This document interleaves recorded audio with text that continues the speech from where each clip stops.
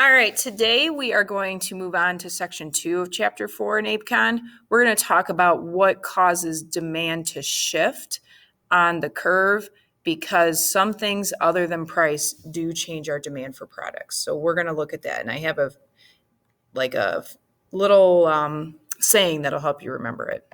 Couldn't think of the word. All right. So when we want to buy things sometimes, price usually determines our demand, but there's other things that cause us to change our demand. So the demand curves show how price affects quantity. We can measure it because remember, quantity is the y-axis, x-axis, and price is the y-axis. So we're looking at the relationship with those two things. However, like I said, there's things other than price that change our demand for products. So if price changes our demand, okay, the quantity demanded is changed. That means it's like we can actually measure it on the curve. But when there's things other than price that change, it's going to shift the demand curve one way or another. And I'm going to go back real quick. If you notice up here, the way that you can remember the 5 things that causes shifts in demand other than price change is TOAS. And I'll go over each of those. And I'm dumb because I put them out of order. Sorry, but I'll get to every 5 of them, okay? All right. So the S in it is size of market. So suppose the number of buyers increases. Let's say that there's an influx in population. Then at each price, the quantity demand would increase by, let's say, 5. So at each price, we're going to see an increase in 5 lattes at that point. So it makes the entire curve shift to the right. So if you ever see the curve shift, when it shifts to the right, like you see here happening, that's an increase in demand. If it shifts to the left, that's a decrease in demand. Another one of TOAS is taste. So anything that causes a shift in taste towards a good will increase the demand for that good. If all of a sudden our tastes in something, everybody really wants a Cubs shirt because they're going to the World Series, that's going to cause an increase in demand. That has nothing to do with the price of a Cubs shirt. It has everything to do with our taste in it because we have bandwagon fans. Another one in the 90s, they call it's keto now, basically, the diet where you eat basically meats and cheeses and no carbs. It was huge in the 90s. And so one of the things that was really popular, not only meats, but eggs. Okay. So there's a huge demand for eggs. It had nothing to do with the price of eggs. It had everything to do with people wanted it because they wanted to lose weight. The next one, the O in TOAS, is other goods prices. So there are different types of other goods prices that can make demand shifts. So let's say 2 goods are substitutes. If 2 goods are substitutes, an increase in the price of one will cause the increase in the demand for another. So a good example would be like pens and pencils, okay? They're substitutes for each other. If all of a sudden the price of a pen skyrocketed, the demand for pencils would increase. And that has nothing to do with the price of pencils. It has to do with the price of pens. So a completely different market. The market for pens is completely different from the market from pencils. So they would be measured on 2 totally different graphs. And like I said, if the price of pens skyrocketed, then the price of pencils in a totally different market, the demand for pencils would definitely increase. Here's a few other examples, like hamburgers and pizzas. Both are like fast food, kind of junk food that we all like. Those are substitutes for each other. Let's say you go to Pizza Hut and all of a sudden the price of pizza is super high. You're going to drive away and you're going to McDonald's because you can get another fast food for cheaper. Okay, so you're not even looking at the price of hamburgers. You're looking at the price of pizza, and you're realizing that is way too high. I'm going to McDonald's to get me a cheeseburger. Okay, and that means your demand shifted right for hamburgers, or we're going to say cheeseburgers because hamburgers are gross. You have to have cheese. Another example, Coke and Pepsi. Now, I'll be honest.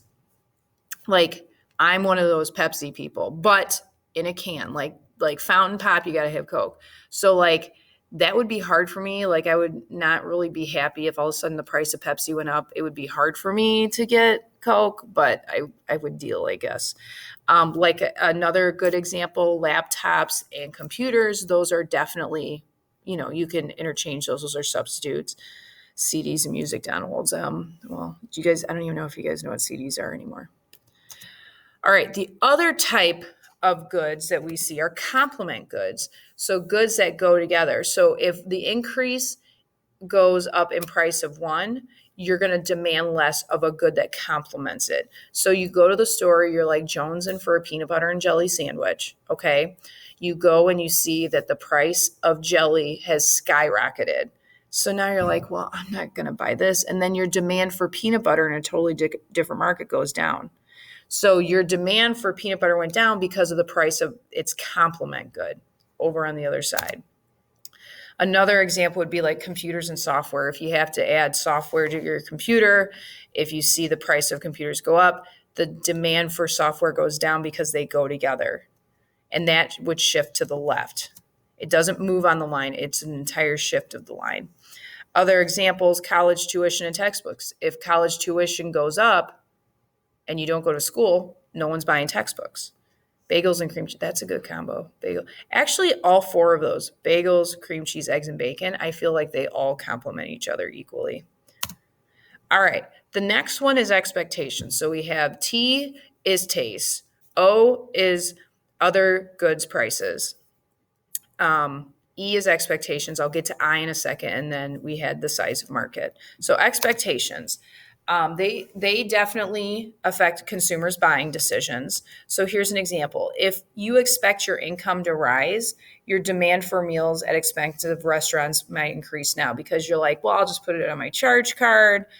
I'll go to a fancy steakhouse and I know I'm making more money next month. So your demeal for that your demeal, I'm just making up words now. Your demand for that meal goes up, and it has nothing to do with the price because you're just thinking, well, I expect I'm going to be making more money soon. Or if you see that the economy is doing bad, like we saw with COVID, and you're worried about your job security, you may like start hoarding your money. And all of a sudden you're planning on buying a new car, and then you're like, oh shoot, I think I'm going to lose my job. I expect me to lose my job. I'm not going to have demand for a car right now. So that's what expectations are. It's like you're expecting something to happen in the future, and that affects your demand right now. Like I know that bikes supposedly are going to be on sale next month because I don't know, some deal. And so my demand for bikes right now is low because I expect to get a better deal later. That's expectations. The last one is income. So income depending on your income shows what you will demand for what are known as normal and inferior goods. So a normal good is like name brand, even kind of expensive stuff. That has a positive relationship with income. So what that means is the more money you make, your demand will increase for normal goods, name brand goods. If you make less money, you will demand normal goods, name brand goods less. So the other type are inferior goods. That's like the ramen noodles, the off-brand, Mountain Lightning, Dr. Thunder Pop, the bags of cereal that you see on the bottom. My mom always used to call that like Soviet cereal. That basically means your demand for those goes up if your income is low. They have a negative relationship. So, and this should just make common sense to you. If you lost your job, your demand for inferior goods goes up because that's what you can afford. Or if all of a sudden you get a pay raise, your demand for inferior goods will decrease because you have more money. It has nothing to do with the price of the inferior goods. It has everything to do with your own income. So it'll shift the line. Oh, there's size of market again. So I already talked about that. All right. So variable A change in this variable. We're looking at the variables that influence buyers. So price. If you see price influence a buyer, on the curve, on the demand curve, you'll just see a movement on the line from one point to another. Give me 1 second. All right, I got my handy dandy super technical graphic for you guys. So if you look on here, you can see that price and quantity demanded are what's measured on the axes. If the price is what causes your demand to change, you will move on the axes from one point, I'm sorry, not on the axes, on the curve. Let's see here. There we go. From this point down to that point. You just move on the curve itself, okay? If you have, let's see here. There we go. If you have any of these things, TOAS, taste, other goods prices, expectations, income, size of market, it's going to shift the entire curve. If it shifts it to the right, you'll get the green line. If it shifts it to the left, you get the red line. Okay, so that's how it's going to look when you draw these out for you. Does it look right for you guys? Yeah, there we go. So hopefully that can kind of give you an idea, because what you're going to do now is have a worksheet where you're going to have to look at how demand shifts. And if it does shift, you have to draw it out. Or if it's just a movement on the line, then you'll have to figure that out too. So let's take a pause for a second before you do the worksheet. And I want you to see if you guys can figure these out on your own. Read the question, answer them, and then I'll go over the answers, and hopefully this will be a helpful start for your worksheet. Okay, so the question is, draw a demand curve for music downloads. So it's the market for music downloads. What happens to each of the following scenarios and why? Let's assume the price of iPods fall, the price of music downloads fall, and the price of CDs fall. Okay. Come on. There we go. Okay. So looking at A, if the price of iPods falls, it's going to be a shift, because iPods are complements to music downloads. So if we see that the price of iPods fall, we're going to buy more iPods, and that'll make us demand more music downloads, okay? But we can't measure the price of iPods over here. In this market, we're only measuring the price of music downloads.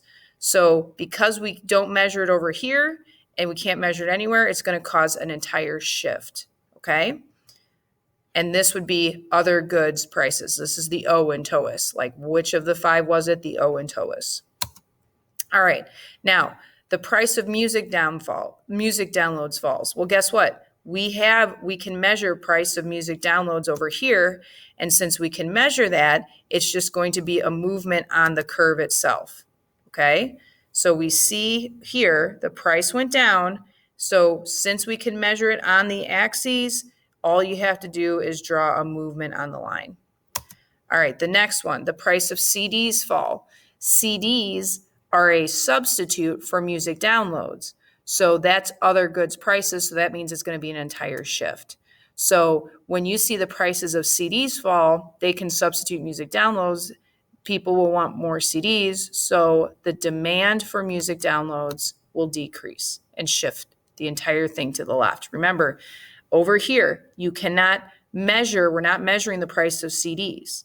Since we can't measure it over here, it's going to have to be an entire shift of the curve, not just a movement on the line. All right, so hopefully that will help you, and then we'll go over the answers of the worksheet once you've tried it on your own. I'll see you guys later.